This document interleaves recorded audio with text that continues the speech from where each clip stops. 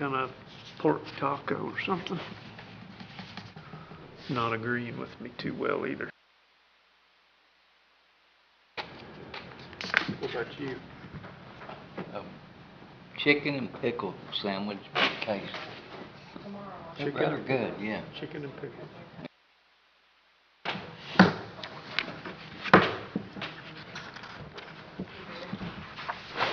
Okay, brother, we're good.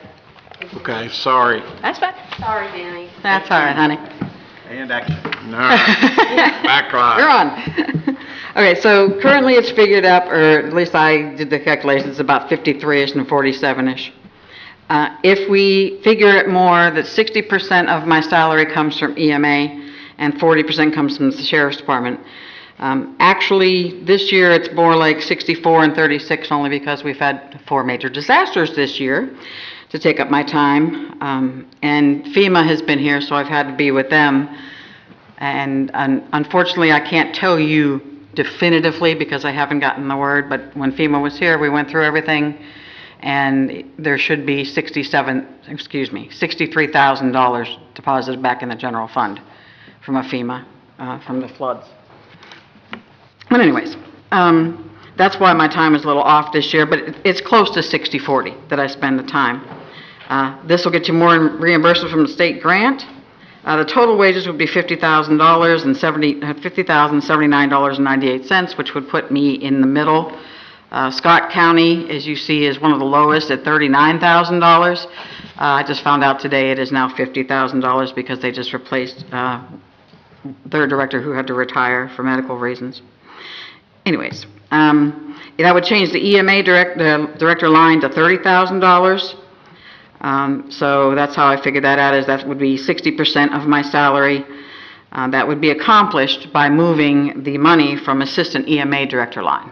Currently it's $5,000. I don't have an assistant EMA director. I don't want to get rid of that line item because maybe in the future somebody who takes over for me will want to have an assistant. Right now, I do all the work myself, so I'm doing both jobs. The line item for EMA 911 dispatcher would be reduced to $20,000, doing that at the 40%, and that currently he's paying $22,000 toward my salary, and that'll save him $2,163. The proposal that I'm giving you would give you an adjusted reimbursement from the state of $15,024. The current reimbursement you get from the state right now is $12,500 because in EMA's line item it's $25,000.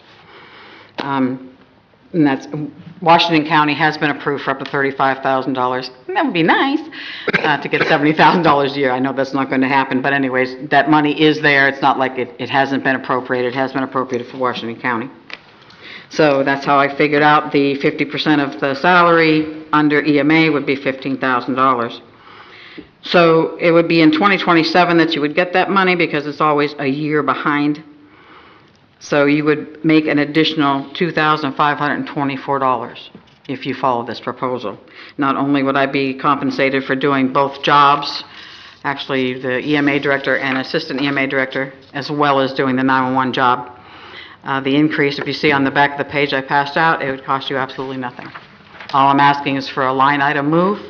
That stuff has already been appropriated, and that would be comparable to the other EMA directors in the area. If you decide to do countywide wage increases, that would be for my 911 side, whatever comes from the 911 EMA, or I'm sorry, 911 Sheriff's Department side for all the stuff I do from them, that would apply to that, but not to what I'm asking for, because that would be the raise I'm asking for EMA. And like Stephanie was saying, this is not a 40-hour-a-week job. I'm on call. I'm unfortunately on call for both departments. So I go out for chemical spills, major fires, weather events, obviously, and then I do damage assessments, which takes a lot of time because you have to, depending on each structure, follow what FEMA tells you to do. And the bad part about it is if I put my 40 hours in, I can't average it. I talked to Kyra, and we can't average the 2 weeks. So if I have worked my 40 hours and then somebody calls off on the midnight shift at the Sheriff's Department, I'm working 12 hours and I'm not getting anything for it. And I almost always work the midnight shift. As a matter of fact, we're so short-shifted there, and as soon as I leave here, I'm going to take the radio. Does anybody have any questions about my math? I just hate when you get numbers thrown at you and you don't know where they came from or, how they came about. That's where they came about. I would still continue to write the grants for Sheriff's Department and, of course, for myself. I am looking for other grants for other departments that have asked me since I do grants. I have brought in, including the FEMA, $269,000 to the county from my grant writing. In what kind of time period? 2020 to 2025.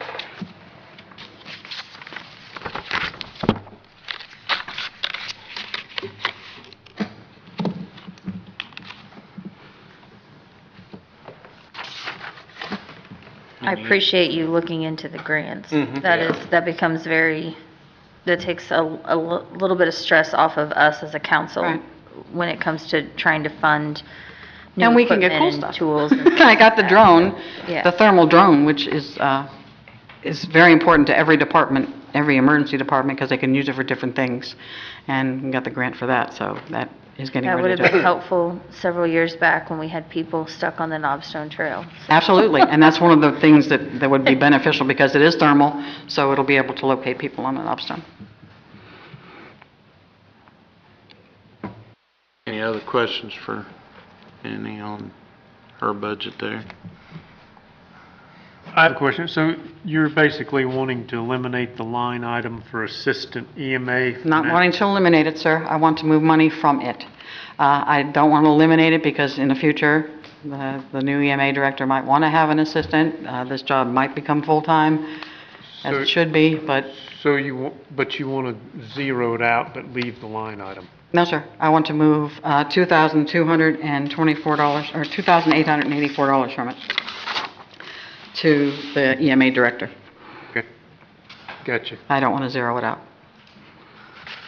How many dispatchers do you have now? 9.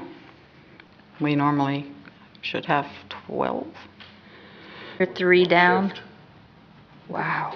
So the 2 supervisors, which this is Kelly's gig to talk to you about, but the 2 supervisors are not supervising, they are actually filling chairs because we're out of, well, we have one that's out on medical and then we have an opening.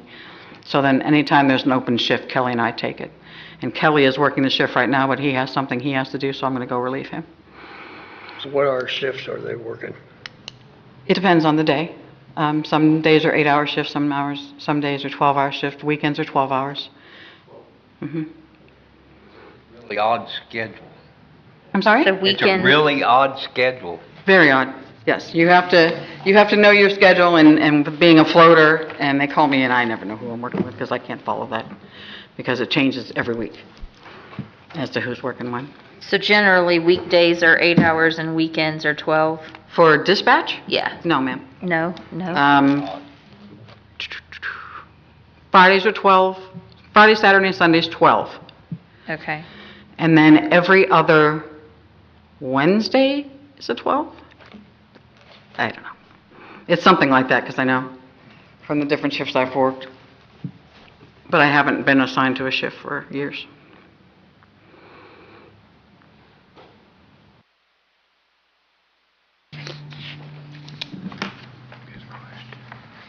Okay. Any other questions? All right.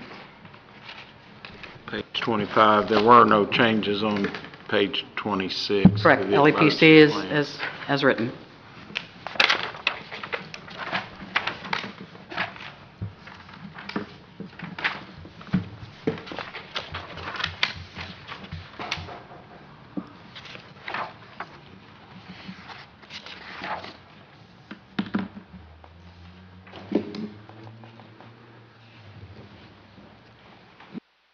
All right. If there's no further questions for Denny, One question, wait a minute. is all your equipment up to date? What equipment? For EMA or for 911? 911, That's all Kelly. You have to ask Kelly. it is. Yeah. Okay. Kelly's the one that's in charge of anything 911. I do the EMA stuff. Okay.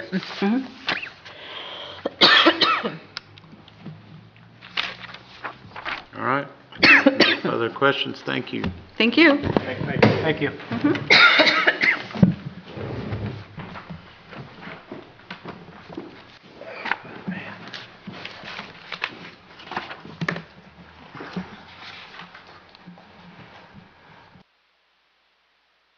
Soil and Water, Mr. Fordyce And friends. and friends. Well, I'm sure everyone knows me, so I'm going to introduce everybody else. Yes, would you please? To my right is Scott Luttrell, then Kelsey Gittlefinger, and then Rhonda Johnson. They're also supervisors along with Aaron Walker, which Aaron couldn't get away today. He's out spraying. Thank you. How you been? All right, how are you? All right. Good. Seen John the other day. Oh, I'm sorry. Okay, thank you. Well, I'm going to be pretty brief Thank you. here, so I'm certainly not going to read this packet to you, but if everybody would turn over to the first page there, the second page, I'm sorry. I would like to share that one thing we always like to promote, that for every dollar we bring into the county, we leverage that to $22.82, so we're pretty proud of that fact. And then next, for our budget, what we're asking for is for Nevada's manager salary and for Cora Brown's technician salary.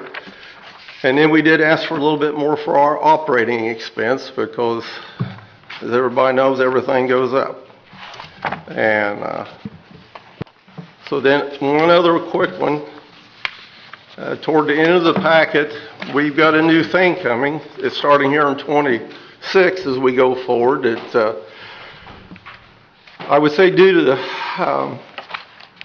as well as we have done it compared with our peers in the state, that we had been approached through the Indiana Association that there's a place in Wisconsin called the Wallace Center.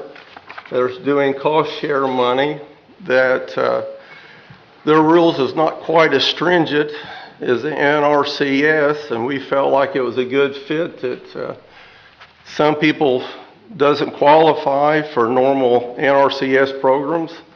Some people will qualify, but due to less regulations,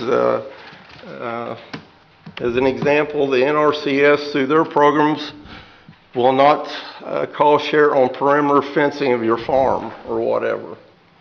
Through this Wallace Center, they are open to doing that. And so with them approaching us and we're seeing the benefits of them, we have working out a partnership that to begin with is starts at what, 50,000 or 20,000? Well, our pilot program, which is currently ongoing, is 10,000. Okay, And then our I'm sorry. next year, it will be 100,000 cost share. And so we're pretty proud of that fact. And so with that, I'll certainly open up. Anybody got any questions? Certainly try to answer them. And So this new relationship with this Wallace Center grant, that's a sure thing? Yes. yes, Okay. yep. We're just starting through the pilot program part of it now, but they've already reached back and they've seen the enthusiasm we're sharing with them, and so they're certainly on board to making it go farther. And Good, thank you. could be a long-lasting thing, we think.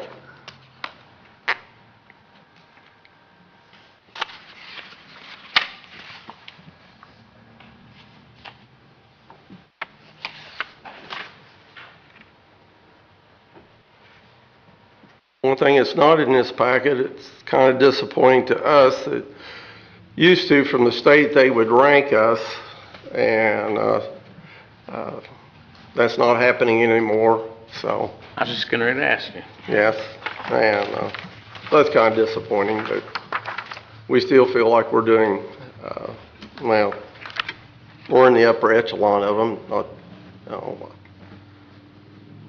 the ladies in office do a wonderful job with all of this, and our association with the NRCS, and so it's continuing on. And one thing with this Wallace grant too, we have technical assistance, and we've been very fortunate that Kevin Chastain, who's retired from the NRCS now, that lives here in the county, and he said he was willing to come and help us, and so that really makes it nice. And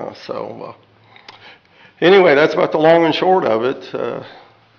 If anybody else got any other questions, I'll happy to ask or answer. Any other questions for Chris or any of his friends want to speak? You only got 4 friends? Yeah, that's it. Yeah, that's it. Well, Aaron, if he could have been Well, here, he would have been there. He Yeah. couldn't have been here. That's right. Yeah, He couldn't come to that's right. that. Yeah. No, great job. We appreciate what you guys do for the county, and it's a big help. Thank you. Truly is. No other questions? Okay, there is none. right. Thank you all. Hey, thanks everybody for their time. Yeah, Appreciate it. Appreciate it. Thank you guys Thank for you. coming. Your next one is on page 34, Yeah, skip. and it is the line item, it says PAC program, but it needs to be RBR Alliances. For some reason, it's not saving. Page 34 in your book. You can come forward, ladies and gentlemen.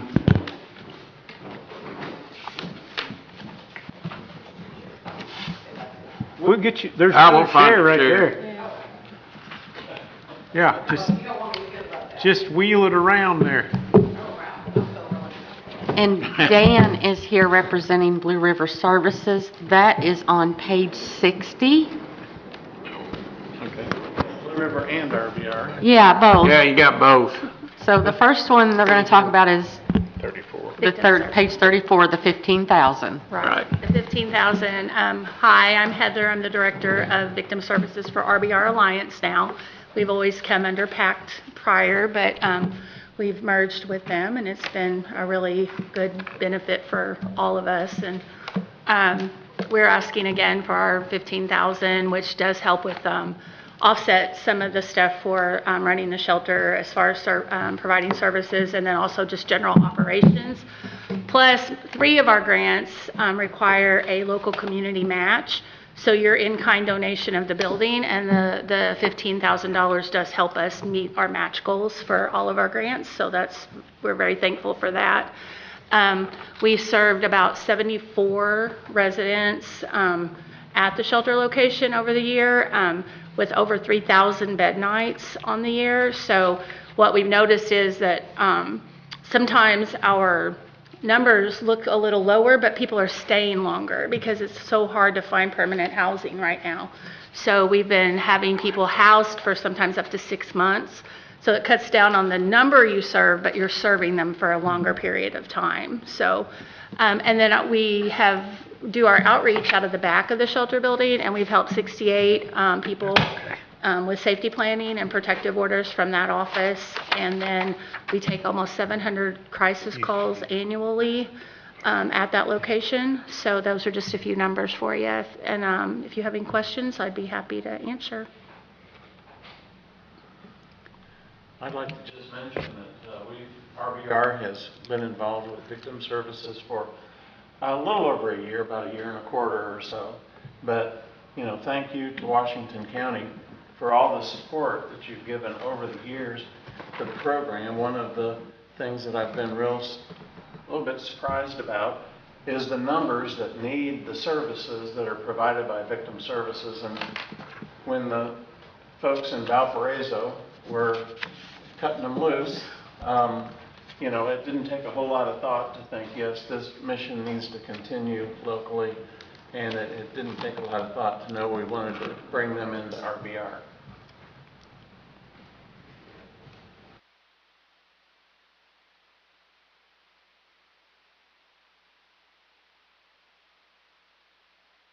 Any questions on the PAC program?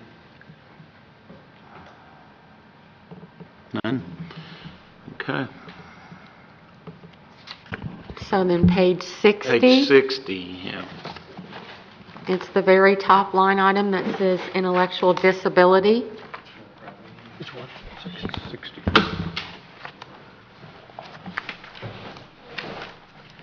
Well, let me introduce myself. My name is Tammy Seitz, and I'm the COO for Blue River Services. And I'm just going to touch a little bit on our core services, which those are the ones that we consider the services that we have provided for many, many years in the community.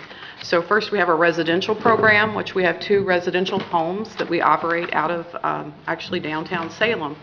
And those homes house 14 individuals, so 7 at each location. The exciting news about this is that we have received a grant to be able to build a new home, which in the state of Indiana, you can no longer receive additional licenses. So what that means is we are going to take one of our homes, which is on Nichols Avenue, and we've had that home for many, many years. We're going to take the individuals from there, and we're going to move them to this new residence, which the property, I always have the worst times, but it's over by the jail over in that area. There was a big lot there that we ended up purchasing, and we're going to be able to put the home there. What is just phenomenal about this home is it's going to be one of the state-of-the-art homes that we have. Each individual room will have its own bathroom, a huge community area, and just, it is going to be 100 times what we have now. And so the gentlemen are really excited about that, and so being able to get that grant to be able to do that has been just phenomenal. We're really excited about that, as they are as well. The other services that we provide in the county, of course, are our shelter workshop, which is over in the industrial park area. One thing I would like to highlight about that, we serve 40 individuals out of that facility. But what we do is we get contract work, so it comes into the facility, and we have individuals with all different abilities able to do some kind of piece rate and get paid for it. One of the contracts we've had over this past year is from Huntsman, which is a solar panel company out in Colorado. So we have made this connection with them. They're shipping the parts to us. We're assembling these solar panels. And we have 2 individuals that are autistic and blind that have not been able to work on jobs before. We have been able to make, they're called jigs, just different adaptive devices so that they are able to do some portion of that work. And it has been such a meaningful job to these individuals. So that's, bringing also Colorado into this county where otherwise it may not have been. So that's really exciting for us. And then we have our other services, which are habilitation type of services that we operate out of the Washington Center, which is over off Reed Avenue, and also our structured family caregiving, which is kind of like an adult foster care. We have 10 individuals in this county that we serve. So I think the one thing that really prides the core services is so many, too, of the staff in these different locations are from Washington County. So being able to not only have these services in the county, but then to be able to employ individuals from the county to do that, it's been a great benefit, I think. So that's the core services. Yeah, and what Tammy was talking about here, as she mentioned, these are historical services we've provided in the county for many, many years, serving people with disabilities. But there are other things that we do also that we like to bring you up to speed on when we come and see you. For example, we are in several of the schools in the county, actually on site doing after-school programming, and we served 148 Washington County kids at their schools this year. We have the First Steps system point of entry, and that's kids that have a developmental need or are at risk. And we served 113 kids and their families that have those delays. We have a evaluation team that goes out and also decides if someone is eligible for ongoing First Step services. Now, we're not the long-term provider. We are the system point of entry and the evaluation team. We served 86 with our evaluation therapists.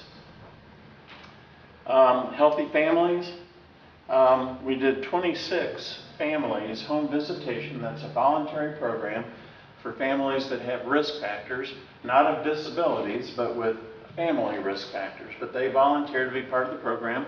We send staff in to help them with whatever is needed in the home, to be better parents, to manage things better, whatever. But there were 26 families last year. The WIC program, Women, Infant, Children Nutrition Program, 1,319 Washington County families this past year. Transportation, you're probably familiar with Southern Indiana Transit. That's part of Blue River. We did 1,406 one-way trips to and from day services for a lot of the people Tammy's talking about in the core programs, and 4,568 one-way trips for the general public. Now, of course, that anybody can call up and need a ride, call our dispatcher, and we'll give them a ride. Somebody's car breaks down, it's not income-based, it's not disability or aging. Anybody can call for a ride. Housing, we have Jules House, which is actually part of, we've had a partnership with Heather and when they were packed, where we are essentially the landlord and they are the service provider at Jules House, and we served 16 families at Jules House. Then there are other housing projects in the county. We have Grandview Manor South. We serve 28 at Grandview Manor South. And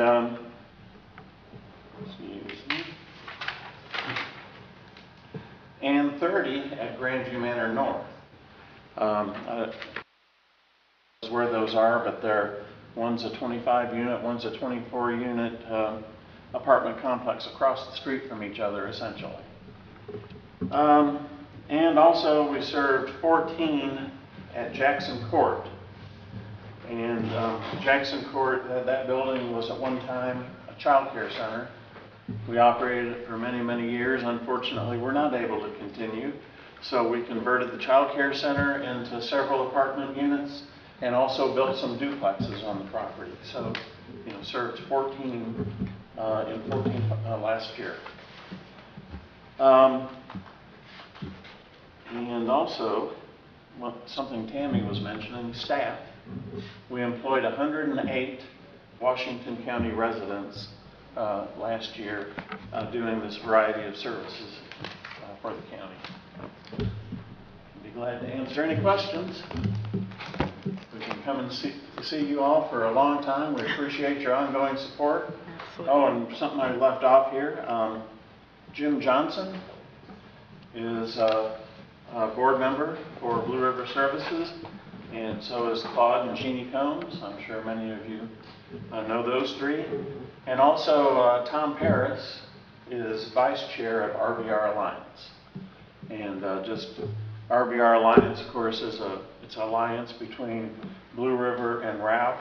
And then RBR is separate, provides a lot of the administrative tasks for Blue River and RBR to try to stretch the dollars farther.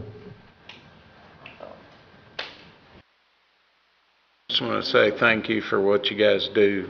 I know it's a great service that a lot of our county residents have been able to take advantage of, so thank you for that. We appreciate that. How many years you been at this, Daniel? 41. 41, okay. It's my 42nd time coming to talk to you all. Okay.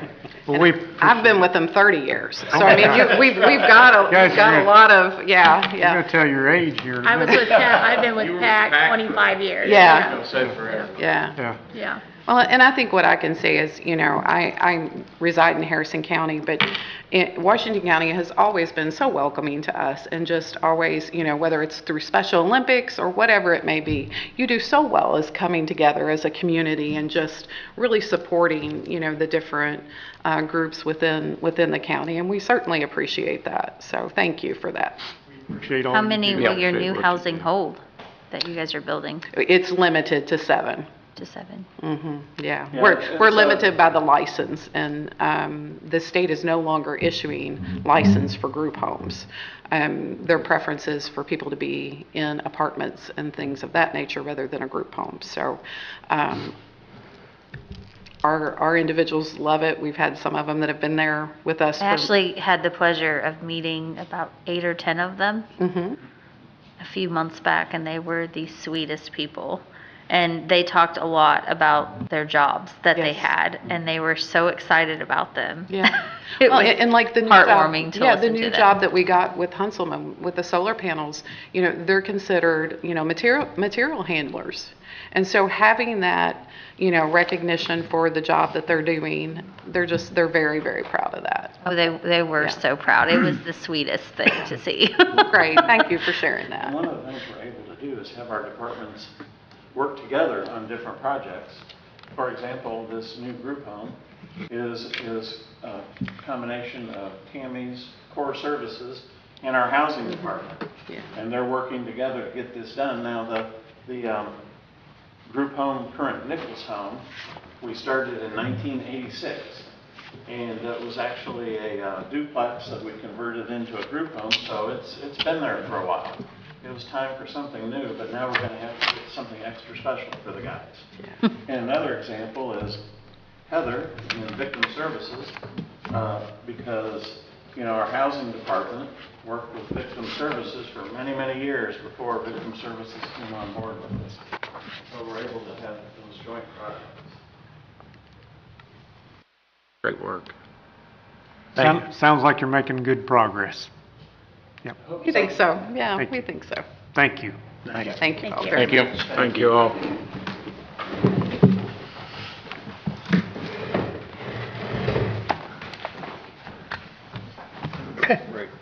That's okay. It does. All right, so we have next on the scheduled break from 2:45 to 3 o'clock. So we will come back in at 3 o'clock. Make sure you're in here. Stream will continue. Streaming will stay live. Behave. So behave yourself. Back at 3. See if I can put my glasses.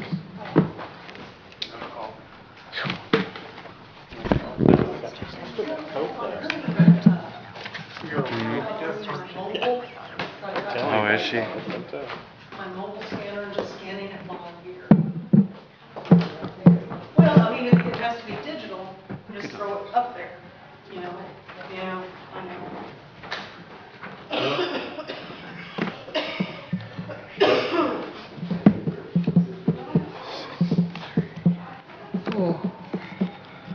I shouldn't be yawning. I should not be yawning. I'm not bored.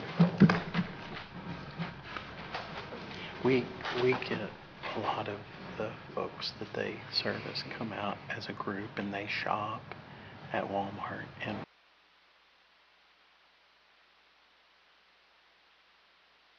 spend 5 minutes and you go, why should I ever say I'm having a bad day ever again? Just joy, just filled with joy, and they can't help but make you feel better.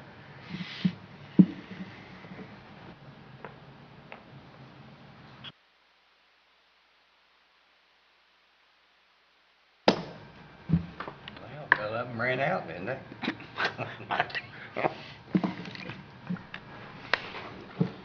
I think Todd was going to get his glasses, he said.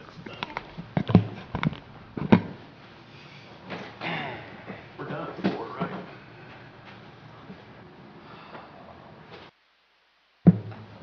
Yeah, I'd say do that. You ain't got to leave now? Just gonna go pick her Oh, up, okay. so I don't have to, I'll make it fat, Brad. These donut holes, I blame Phil. I had donut holes stuck to the Long John, and I just considered it one whole donut. At that point, it is one. That is one unit. Yes, It's a donut with an accessory. Yeah, well, a modified donut, Well, yeah. but still a single donut.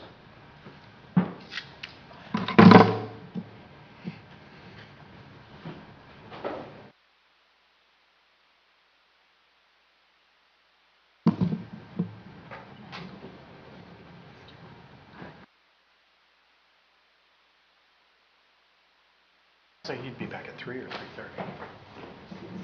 I think. Was that you that said it? I think you said 3. I think that's what he said, but now I'm like, not sure. Maybe half a slice, that would be not bad for me.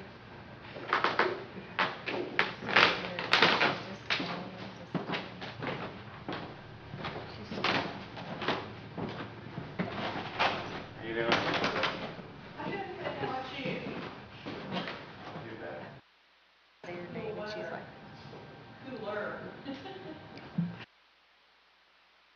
She goes to clapping.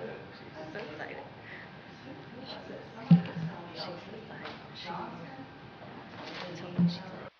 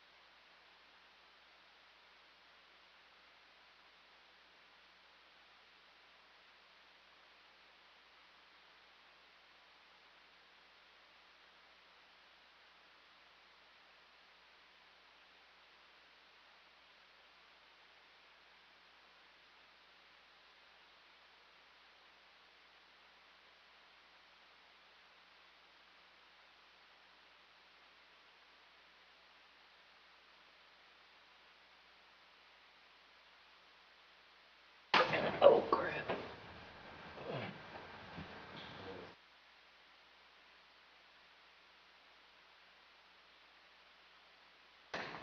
Oh, he's fine. It looked like he got VTO, but he's going in, okay, so Wednesdays, he goes in with Ian, our oldest, right? And so he may or may not have been able to take VTO because he has to wait for Ian to get off work.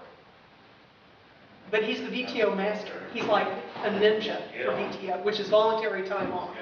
So they don't dock you any pay, they just don't pay you. You get to go home early. So he may have been irritated. Or he may have gone ahead and skipped out and come back for it. I don't know. Where's your work? Amazon.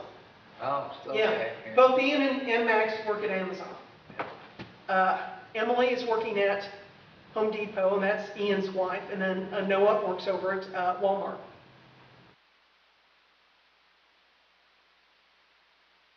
All employed, except me. Score. Well, you keep on the good fight, so. Well, I'm just an irritating figure anyway.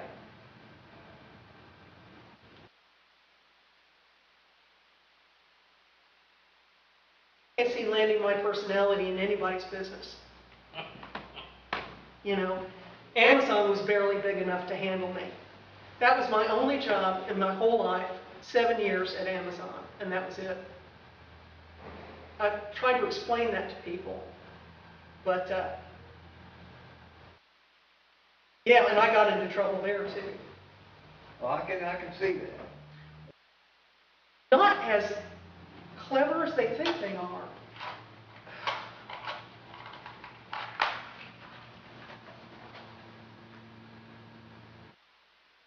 So how's your business doing? The flea market. Yeah, how's it? Because it's slowed down everywhere, It's, yeah. which is fine because You it's know, so the hot. flea market slows down, and usually this time of year, everybody goes.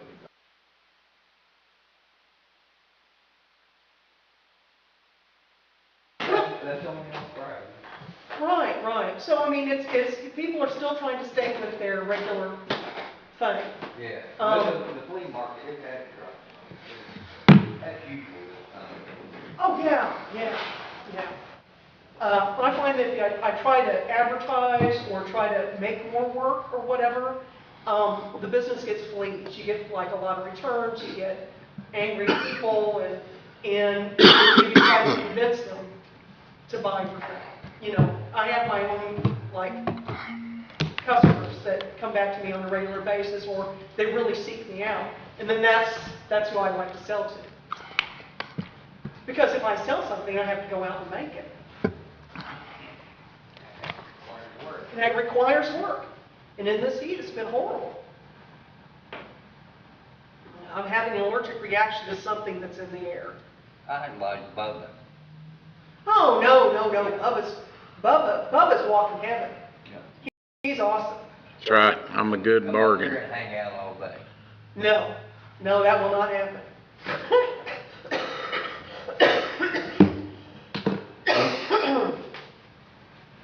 Because I am not the slice of heaven.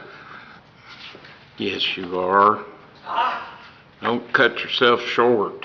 Oh, well, I just try to protect people from my personality.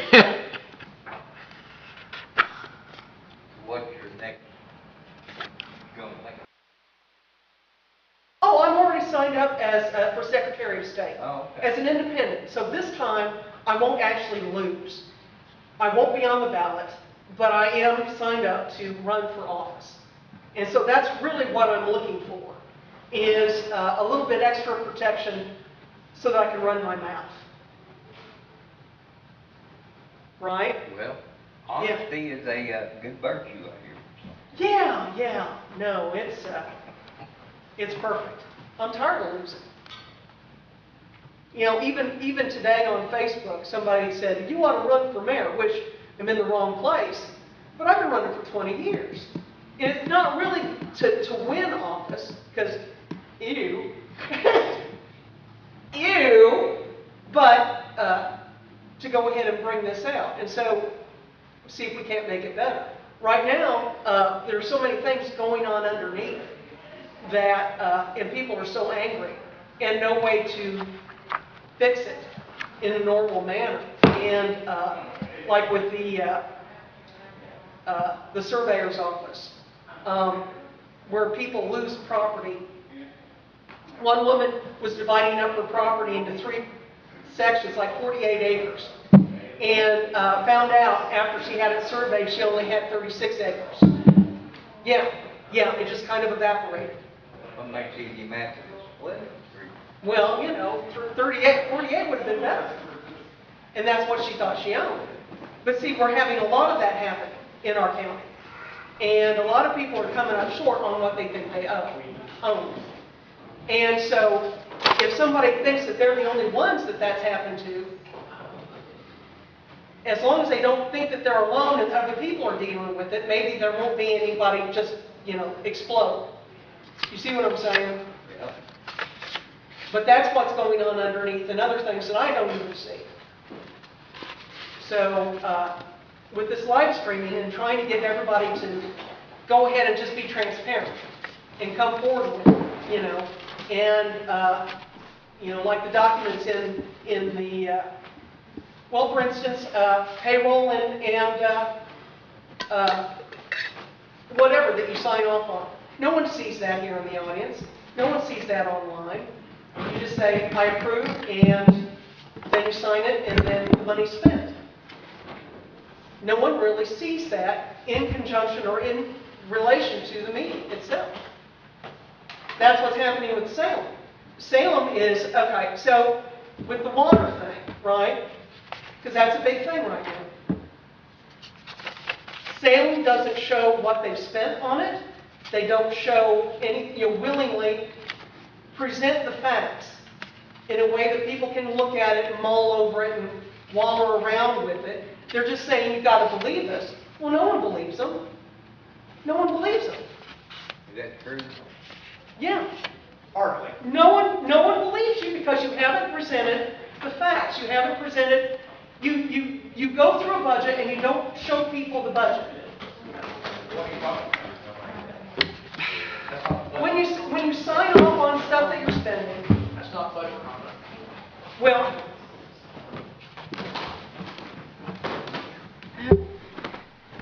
I feel sorry for you because you do have a big bundle to deal with. I understand.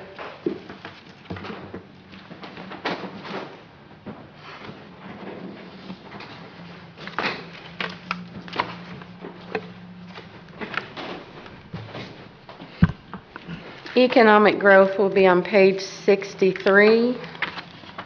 Thank you. There's 2 line items.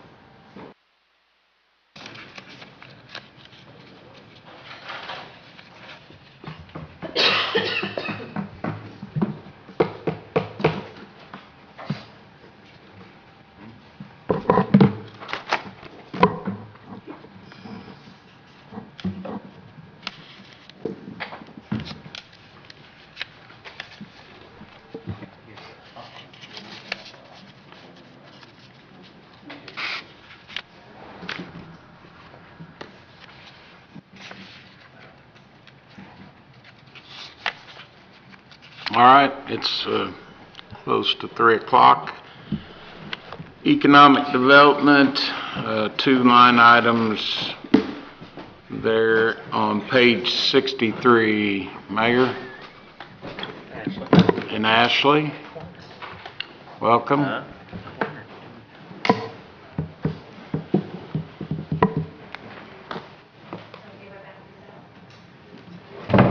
Good afternoon, gang. Good afternoon. Huh? Good afternoon. Yeah. Yes. There may be a third. Our board president, Mark McKinney, was in Indianapolis today, so he is on the road. If his travels can get here in the next 5 minutes, he may join us. Otherwise, please, it'll just be the two of us today.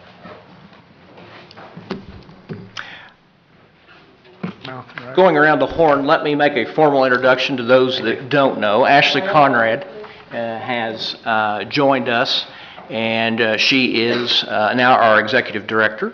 Ashley has been in the chair now and going full speed, going 100. And so in that, we have kept the pace, if you will, in economic development as far as the county and the city, including New Pekin and Campbellsburg, of course. So Ashley wants to take the lead here, as she should. Please, Ashley, I will turn it over to you to discuss our high points. So if you guys would like to follow along, I printed off just some kind of bullet points here about the Economic Growth Partnership. Just to give you a little overview, so the Washington County Economic Growth Partnership is a nonprofit organization founded in 1992 to work with local partners in government, business, and education to improve, expand, and attract new businesses to the community. The mission of the Economic Growth Partnership is to increase job opportunities through business expansion and recruitment efforts to promote economic growth and improve quality of the life of the citizens of Washington County. Washington County's economic development strategy is broken down into 3 major focuses: business retention and expansion, business attraction and marketing. In addition, the Economic Growth Partnership is focused on community development to improve quality of place. So first we'll start with operations. So our daily business activities required to effectively and efficiently run the Washington County Economic Growth Partnership. This includes wages, benefits, payroll taxes, business insurance, administrative fees, telephone, copy machine, printer, office supplies, and other business expenses.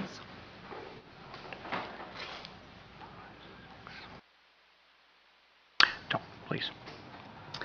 And then also the Economic Growth Partnership is a member of our Southern Indiana RDA, Radius Indiana, South Central Indiana Economic Development, and Greater Louisville Incorporated Economic Development. All of these memberships help to aid in business attraction to our community. These memberships afford us the opportunity to meet and network with site selectors and to market Washington County as a potential, afford us the opportunity to meet and network with site selectors and to market Washington County as a potential community for new business development. These memberships allow us to be a part of regional marketing efforts such as sponsorships and conferences. And then also Radius Indiana sought funding for Hessel Park to help with site improvements to the retention pond and will look to further possibilities for the town of Campbellsburg and RIF, which is Regional Impact Fund, as potential funding sources. And they also reach out regarding grants. And then for business attraction, the J.F. Hessel Commerce Park, located here in Salem, is a certified Indiana shovel-ready site, zoned I-1 with utilities on site. The Commerce Park is a valuable resource to the community and a valuable economic development asset to the areas of both business retention and business attraction. Infrastructure development is ongoing support to the growth of the park. We also actively participate in site selector property searches through the IEDC, GLI, Radius Indiana, and South Central Economic Development, responding to requests for information when our available properties meet criteria for the site selector.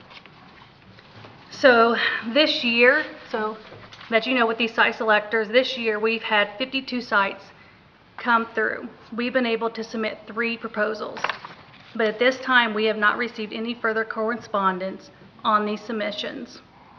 And 27 out of the 52, they were looking for an existing shell building.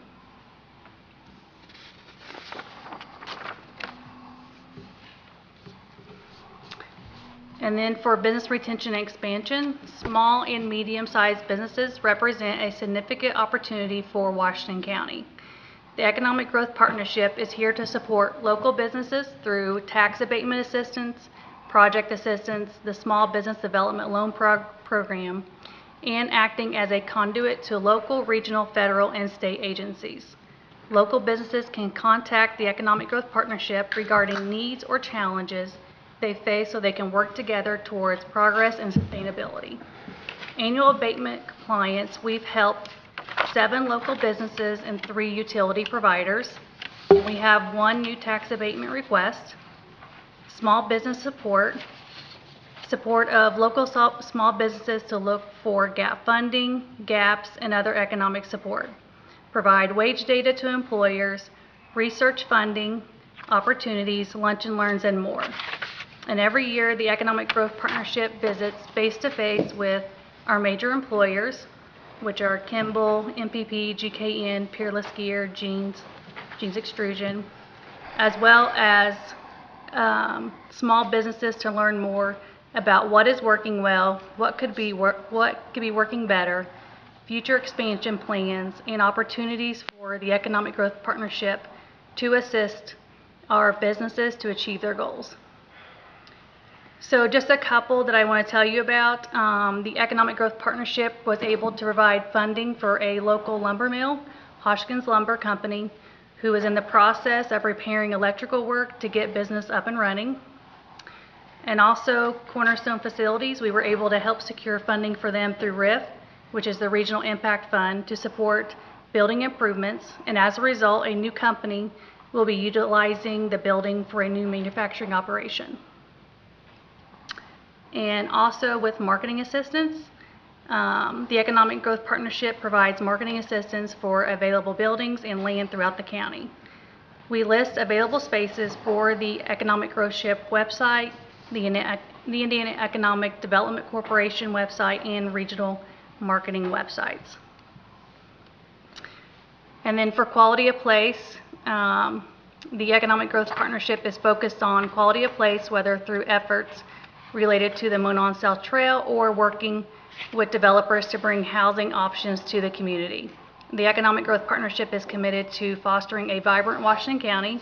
Such initiatives include support of the YMCA's Child Care Expansion Project, the Make My Move, which is a relocation assistance, trade skill and educational development, and housing project support. And then recently, the Economic Growth Partnership welcomed an individual through the Make My Move program. They chose to relocate to Washington County. And then through this program, the Economic Growth Partnership, in collaboration with Radius Indiana, was able to provide funding assistance to help the couple with their relocation to Washington County. And that particular move created 2 income streams. The spouse, we understand now, has taken a job at one of the schools. So not only is it a remote worker type of employment on the first side, the other one gained employment as well. So we gained 2, if you will, out of that incentive package. And so that's ongoing.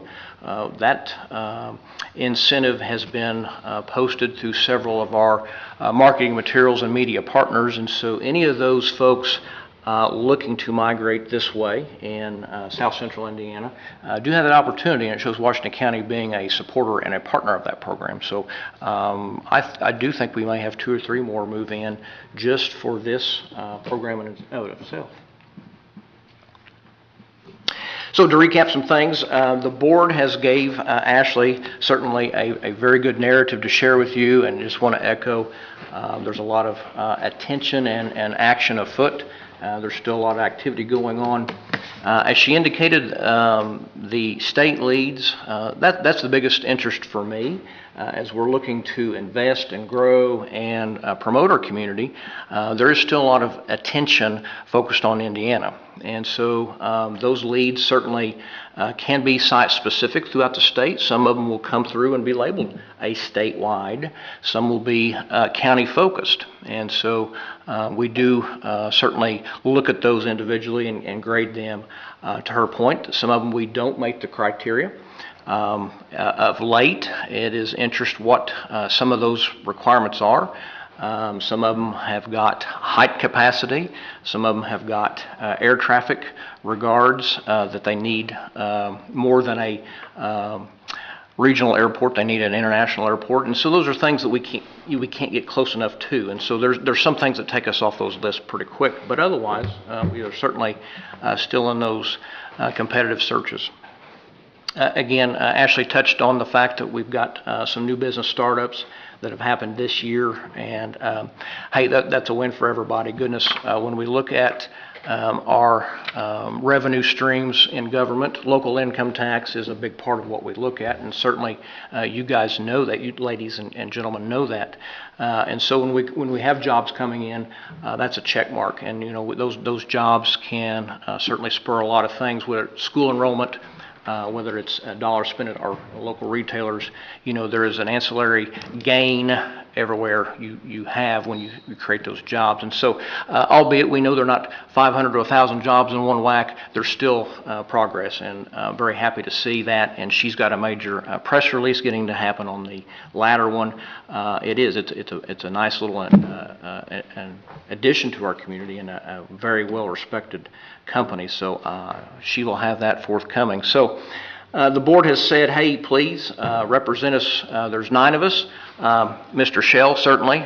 Thank you, council, for sending Preston, and of course Todd from Commissioners. So thank you, guys. And so you know, we do have a mission that we are trying to better all the county efforts, and I will say the town of Pekin's well represented, and we do have good contact with Campbellsburg. So things are afoot, things are moving. Certainly, if you see the last page, I think it was in your packet, the budget section of numbers, certainly we're looking at our operations and what it costs and what we do as far as the marketing arm on your behalf. And so we do, as a board request, make a small adjustment to the 95. Certainly, board and council, however you see fit to process that and divvy it up. We do show the prior commitment of 70, and that's very appreciative. Would never think twice of that, but like most of us, we have an additional funding gap ourselves, and so that is the will of the board. If you so entertain, we were asking for a small modification. Otherwise, our expenses have remained fairly level going forward, but we all know there's some things that have cost a few dollars more. Insurance, overhead, such as that does add up. So please, I digress. Is there anything I can answer on behalf of the board, or please, Ashley as director?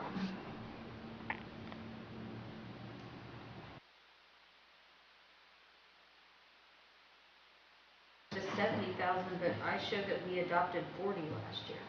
What is it? There was a 30.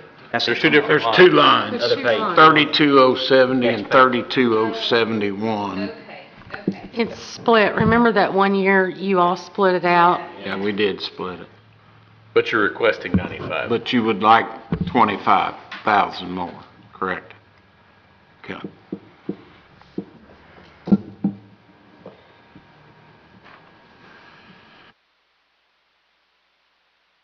I can ask, what's the city of Salem done? City of Salem, the next one down, that is increased from 30 to 35, and that comes out of the Urban Enterprise Zone collection of fees. So the UEZ was established a number of years by the City Council and has been intact ever since. And so those member businesses have the opportunity to work with their tax accountant and pay a discounted rate on their income tax, state, not federal, state income tax. And part of that UEZ participation, then they pay the organization, which is housed within the City of Salem, that percent of savings. And so those dollars the UEZ has dedicated to promote our City of Salem marketing along with Washington County and the County Council and the County Commissioners. And so Through other funds, the Economic Development Income Tax, as you well know, edit, the city does participate then. If the director comes to us and says, well, hey, we need some additional dollars, if you see fit within the city boundaries, can you support some extra infrastructure? Can you support some extra cost? So it's not reflective merely of this $35,000. That is just the commitment from the Urban Enterprise Zone that funds the growth partnership on the city side. Any other questions for Ashley or Mayor Green? What was your membership like last year in 2025 versus what you're budgeting 26? Pardon me, I don't have that, Ms. Wishmeyer. I would say it's level. I won't say that we've jumped leaps and bounds in additional memberships. Ashley, tell me, I think we were hovering around 75. Pardon me, I don't have that in front of me. And to your question, certainly the nice thing is we haven't had much ebb and flow. Our participation has stayed fairly level with our member businesses.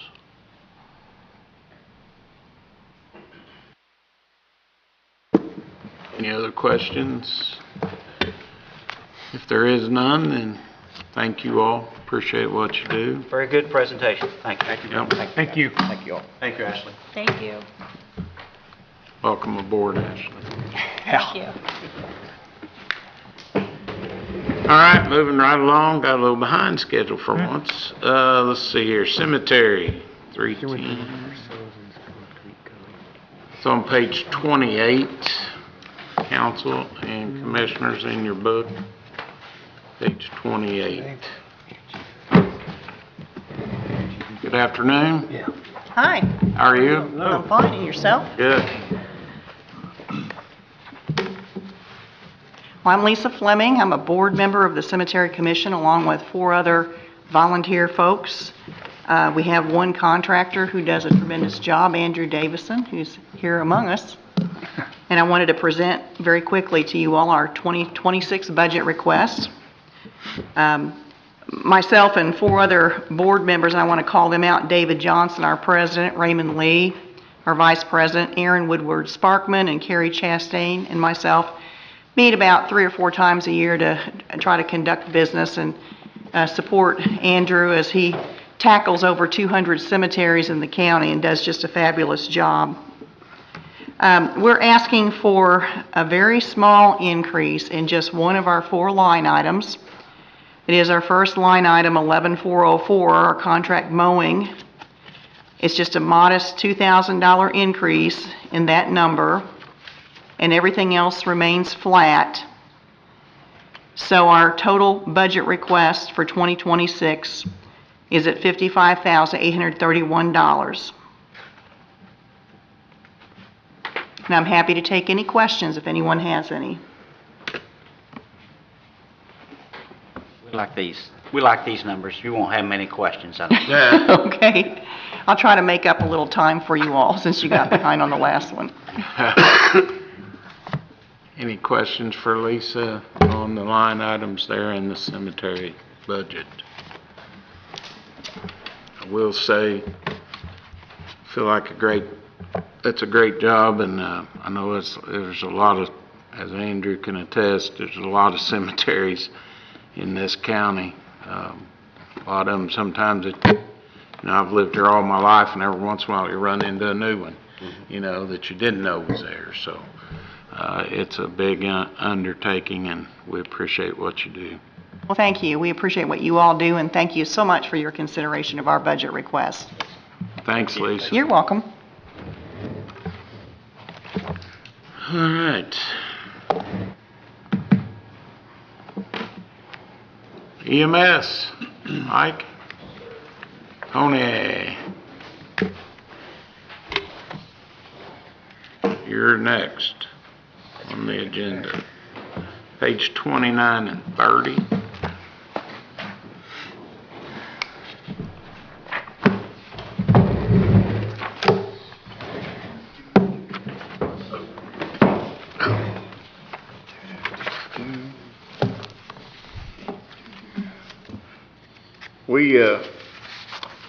was looking over some things before we came down. We had a couple of miscalculations that we wanted to bring to light. Got a couple of things I was wanting to go over. In this first budget, we did the ones that you guys have when we filled out the figures. We tried to add in there for another employee. I would like to get what we call a floater position, or a person that could float in between shifts and cover for shifts and sick time and vacation time and that kind of thing. It could be either or level. It could be either a paramedic level, which would probably be the better of the option, or it could be the EMT level. As in the paramedic level is going to cost a little more. It would be, as soon as I can find my figure here, if we were able to hire another medic, you're looking at about a total cost of roughly about $93,739, with the salary of being $73,237. And you got your perf, your insurance, your FICA, and everything on top of that. So we come up to about $93,739. On an EMT, you'd be looking at a salary of roughly about $56,752. And by the time you add the perf and the insurance and the FICA and everything in there, you'd be looking at a total cost roughly around $74,091. And Mike was working on the one figure. We had a miscalculation under that, and I will let him, he can probably explain that a little bit better than what I can. Under line item, account number 12400, overtime, vacation, and comp time. That number Tony just went over on the overhead cost. For some reason, I went over my numbers 3 times. I don't know if I was distracted or if I just had a major brain fart, but there's $16,162. The insurance, the perf, and the overtime was not put into that figure. So we're adding that back into it. So that number should be on that line item, $217,662. One more time, Mike. What's that? One more time. It should be $217,662. And with that floater position, that brings your total on the full budget to $1,965,264. Say it again, 1,000,000. $965,264. And that was totally my mistake. I was looking at it this morning, it was like something's not amiss there, and then I went back and I just didn't add all my stuff together. Like I said, I checked them 3 times, either got distracted or just had a brain fart, couldn't add that day or something. Just missed it, but that's exactly what missing was. It was the overtime, which was $8,947, the holiday pay, the vacation pay, and sick. I just flat out missed it. My bad. We also had included in there a 4% raise for all employees as well into that figure. We also had to raise some of our line items that I'll go over with you real quick. Our ABS billing fee, we can probably fine tweak that a little bit. That was actually figured at 7%. They actually charge 5.75, but we also have to pay a 2.9% credit card fee if they take payments by credit card. Our collections have been up. Our billing has been up. Back in 2024, we brought in a total of $1.2,049,825.70. Like I said, our monthly totals in 2024, we only had 1, 2, we only had 3 months where the monthly totals was in the high 80s. The rest of them were in the 90s and the plus $100,000 range. So that is up. So far this year, our total has been $740,037.14. Through when? That was through August, or July, I'm sorry, July, yeah. Okay. Yeah, that was through July. And what was the number? So far for this year, $740,037.14. Thank you. Does that include the county portion? County portion. No. No, does not. No. No, that's just what we That's our brought in. receipts coming in. Okay. That's our receipts that we got from the billing company and our events and everything that That's, we done. that's basically to the 1st of August.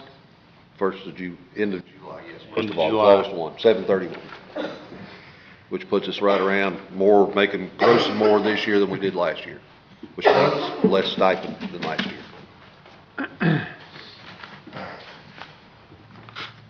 But like I said, the biggest expenses by far would be the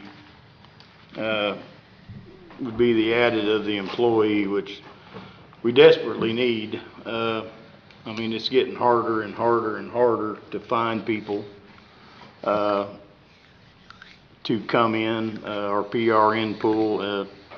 You know, it's just a different world out there now. And if we had somebody that was full-time, that could work that different type schedule, it would really help us out a great deal.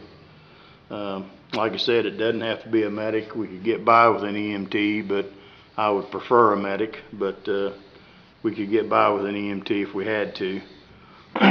I guess I got a question. So if you're wanting to add someone, how come your overtime and comp is going to go up so considerably? I mean, you would think that would come down dramatically if you're adding another person. If you're Well, adding, technically, go ahead. go ahead. Oh, go ahead. Go ahead. We have to man 2 trucks. We have to have 4 employees there all the time. You have somebody calls in, you still have to man those hours. I mean, it's a very delicate, our payroll is a very delicate thing. These line items will fluctuate from week to week, day to day, year to year. Last year we started off the budget for 4 paramedics, 3 supervisor paramedics. We ended up with 3, actually it was most of the year we had 2 full-time paramedics and 3 supervisors. We have to staff back up and whoever we can get. So you still have 39,040 hours a year you have to cover, regardless of how that works out.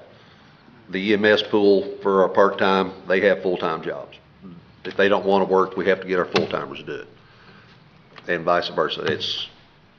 You still have the hours you have to cover. We can't just shut down a truck and say, sorry, we ain't got an ambulance today. We can't come. We'll get there when we can get there. We have to man them trucks.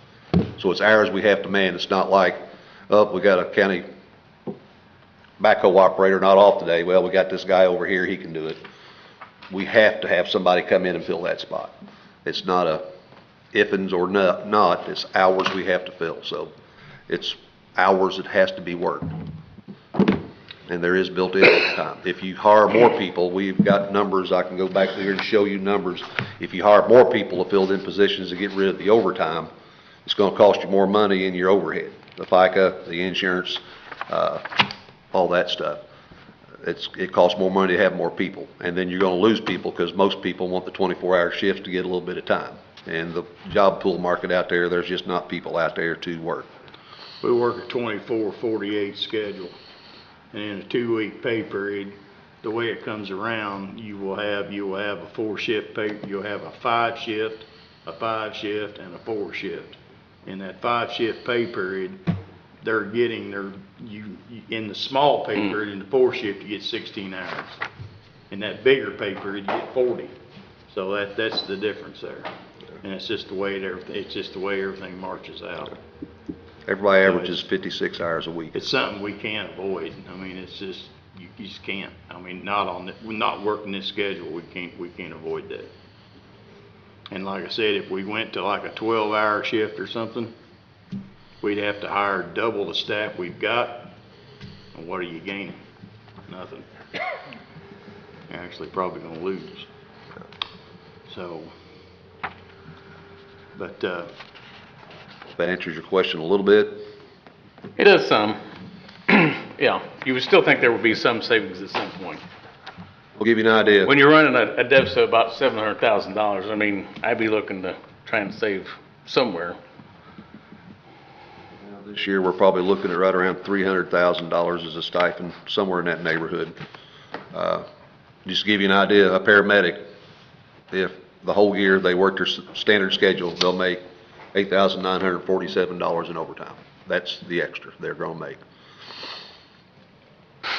You're looking at in just the overtime number, 60, 32,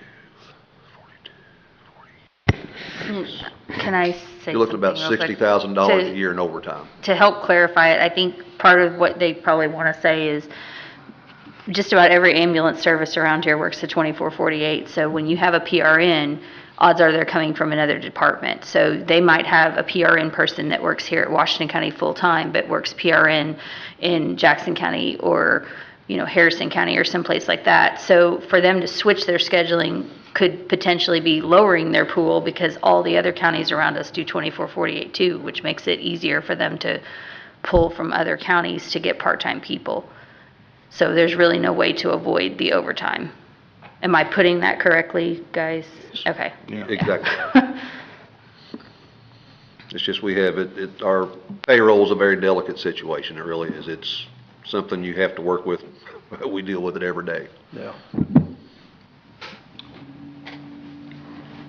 But with that being said, if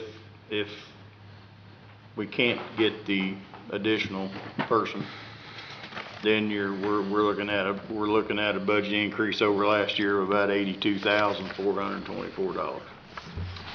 And that's basically that is with a 4% raise for the employees, and then that's also where we've had to raise some of our line items.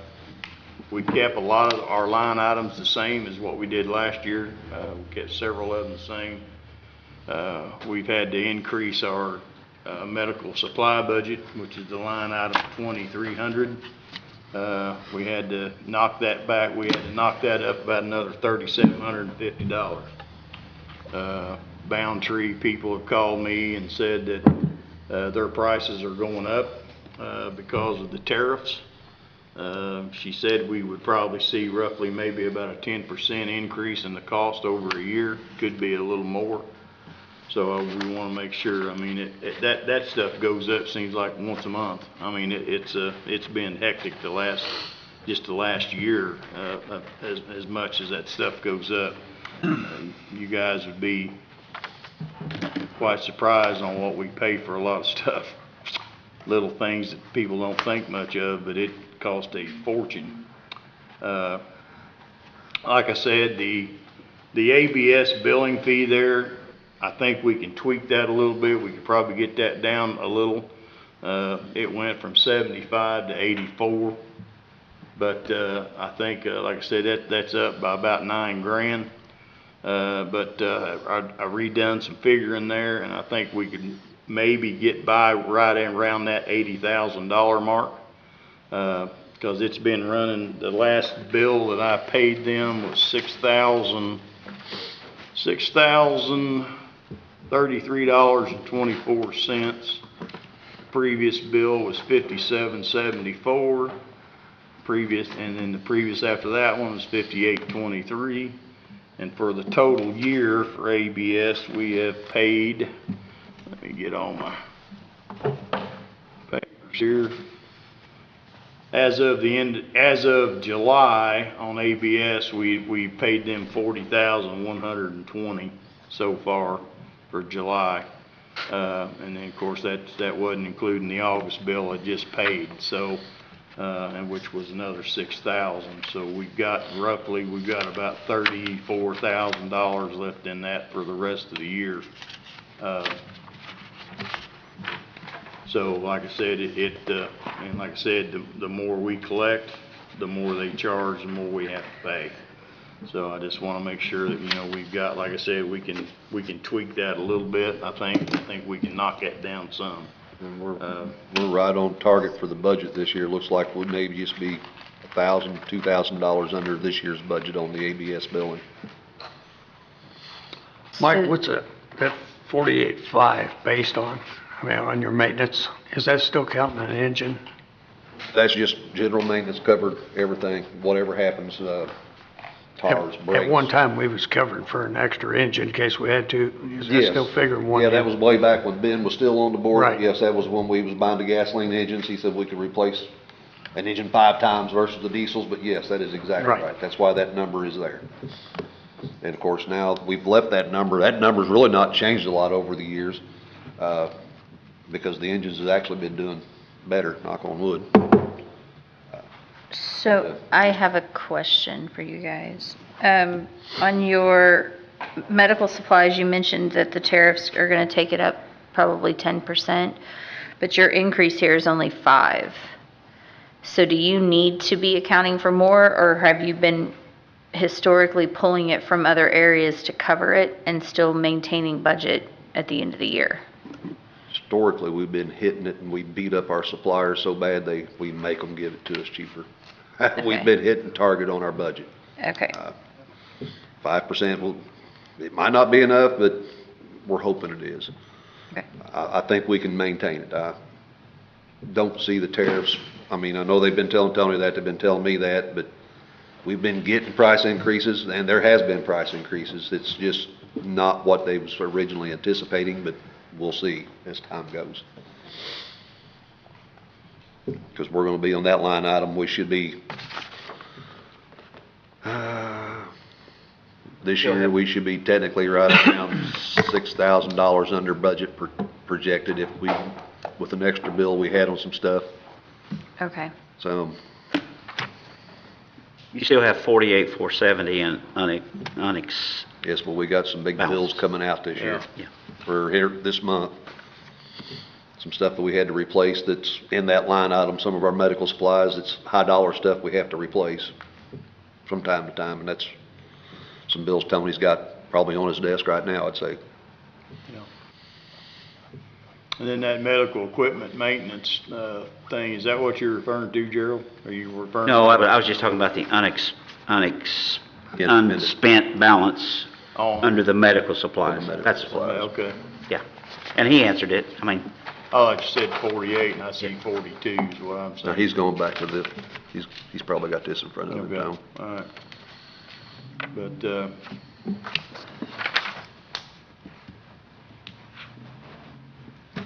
and then the other increases we had was we had to increase the, collections line item, which is 30904. If you look at the graph I've got from about 2017 on, it's kind of fluctuated quite a bit. Last year it was $3,000. We've tried to increase that by about another $3,000 this year. Reason being, the situation that occurred that I didn't know it, but if they take a collection to legal, they charge 50%. I've called around, and that's about the norm for about any of them. So that means if they take a bill that's $2,000 to legal, they're going to charge us $1,000 for collecting it.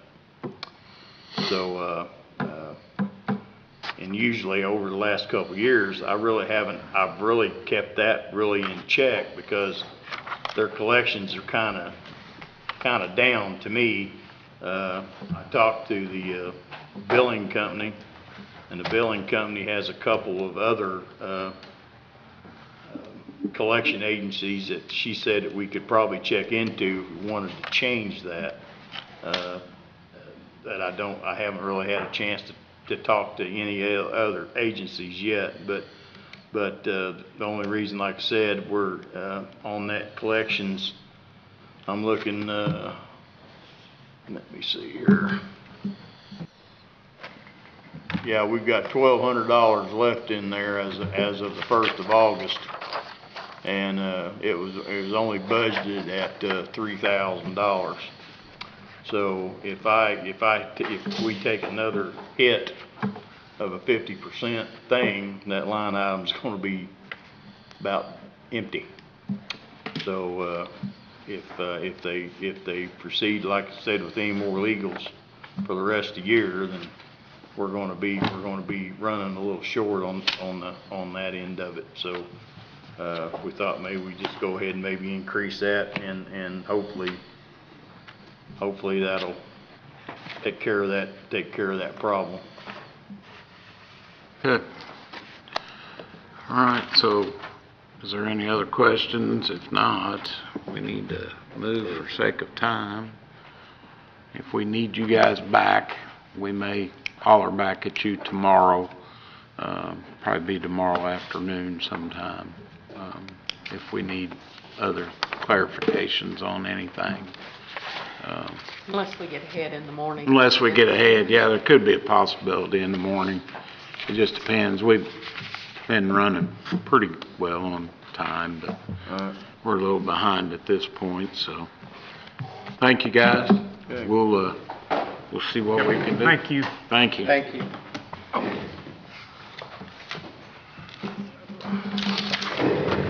Okay. Brent, are you here for the jail bond, court bond? No?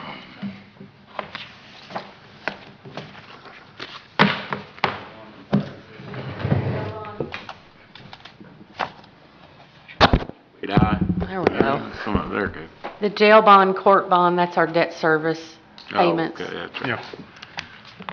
Jail bonds, 820,500. Court bond is 410,000.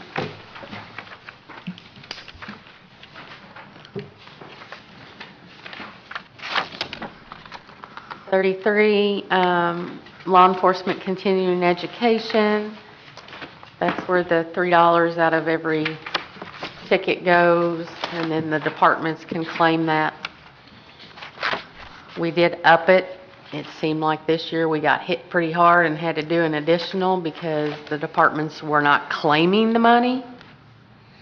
So then they've decided to claim it now. So some of them, we've got a year to a year and a half bill that came in. Riverboat wage share, that is, the commissioners, so unless any figures need to be changed in there, I'll let them speak on that on page 34.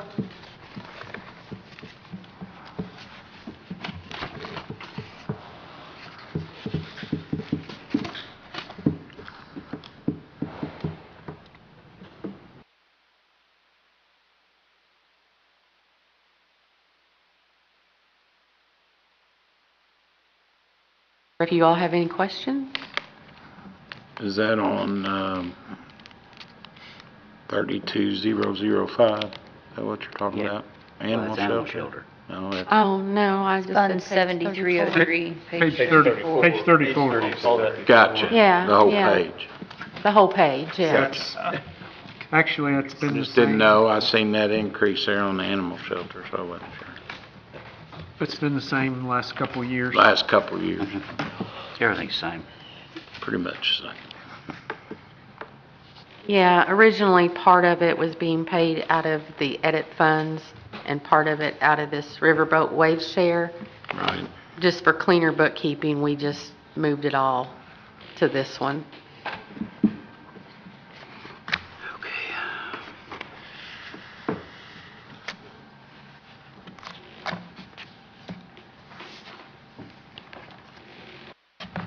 So them were pretty easy ones. Yeah. No changes. Yeah. It helps.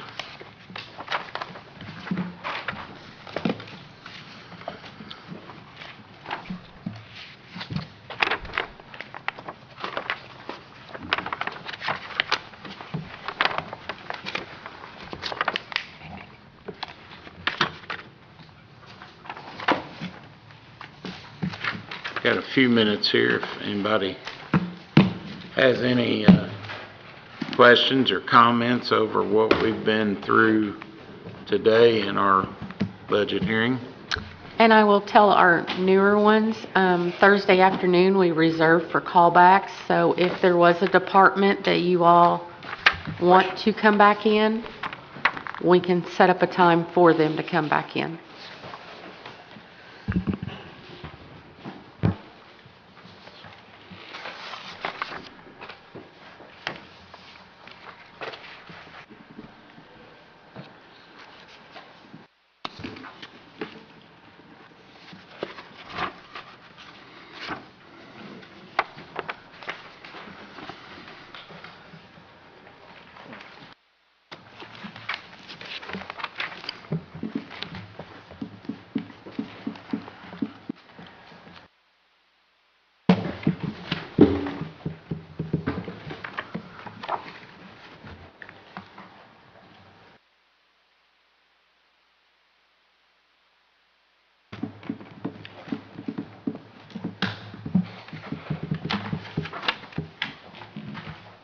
Guess while we got a minute, is there any reports or copies or anything that anybody wants that they can think of? I can't think of anything. Tried to give you Yeah. everything, but Michelle, could you guys look at that, that percentage break on the paving, non-paving, 75-25 on the edit? I think it's in there like it was 2 years ago, 85-15%. Remember we yeah, I remember. I could have swore we, voted to, council voted to make that I think, 25-75 back. handwritten. 24, I think, I but- think is where we've written how it was broke out. I didn't want to spring that on you at the last minute because or you have to make copies at the last minute.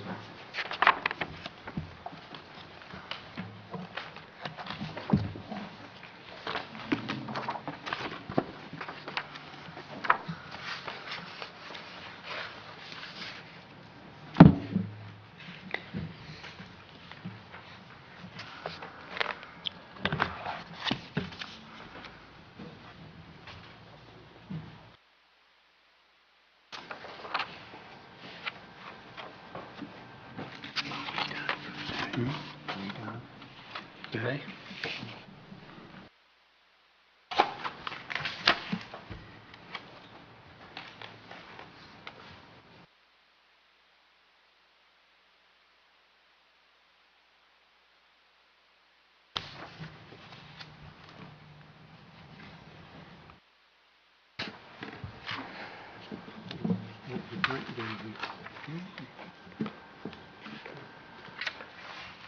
Protection, I guess. Do we need it? Is there something I didn't know? I don't know. I think that's it.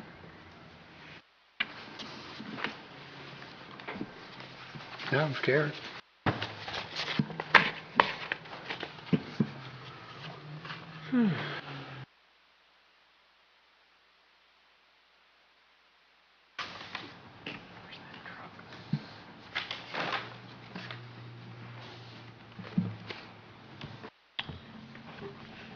Anybody recall what the stipend was for EMT last year?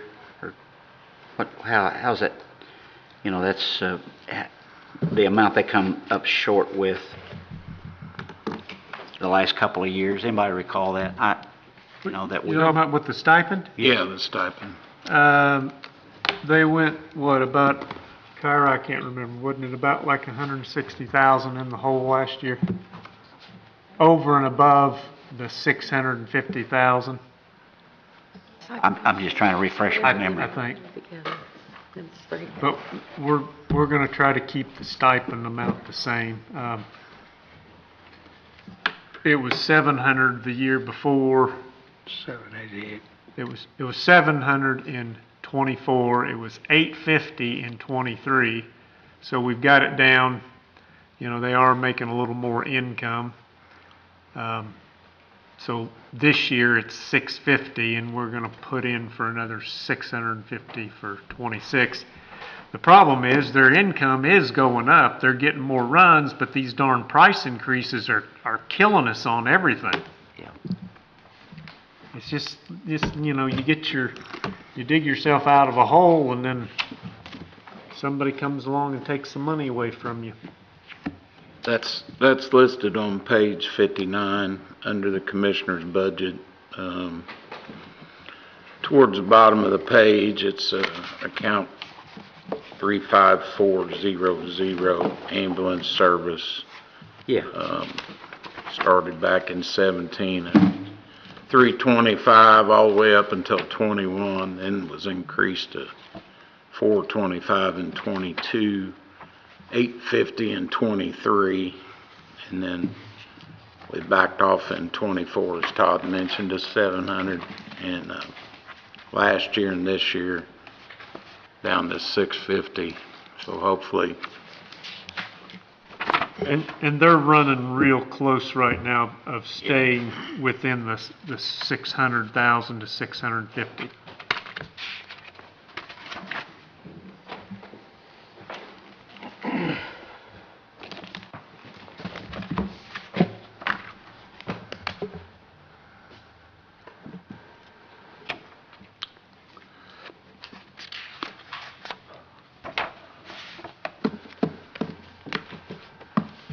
I like being a farmer, ain't it?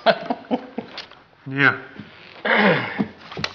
Yeah, and want to bring your son back in after you're running a 650,000 deficit. You want to bring another one in.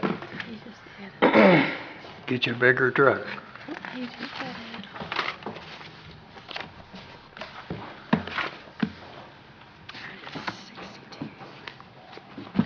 Anything else anyone wants to discuss here before we recess until tomorrow morning at 9?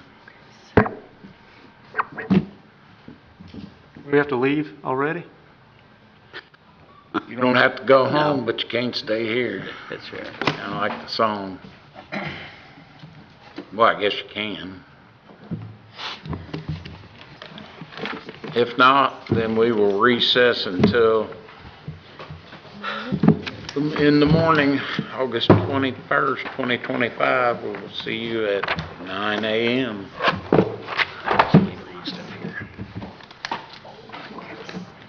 Where could you go and have this fun? I don't know, I've been trying to think, where could I go that I could have this much fun? Thank you for everything. You don't get to do this all the time. I know. And it's only once a year. I really look forward to it. Thank God. It's kind of like the county fair, you know? Yeah. We just don't furnish cotton candy, do we? No, but we got donuts, sweets, fruit. I've got one. Is that your pen? Long acre. Yep, long range. I don't have anything Unless you're long. girl. All mine would say short. Unless you're Or more fat. I don't think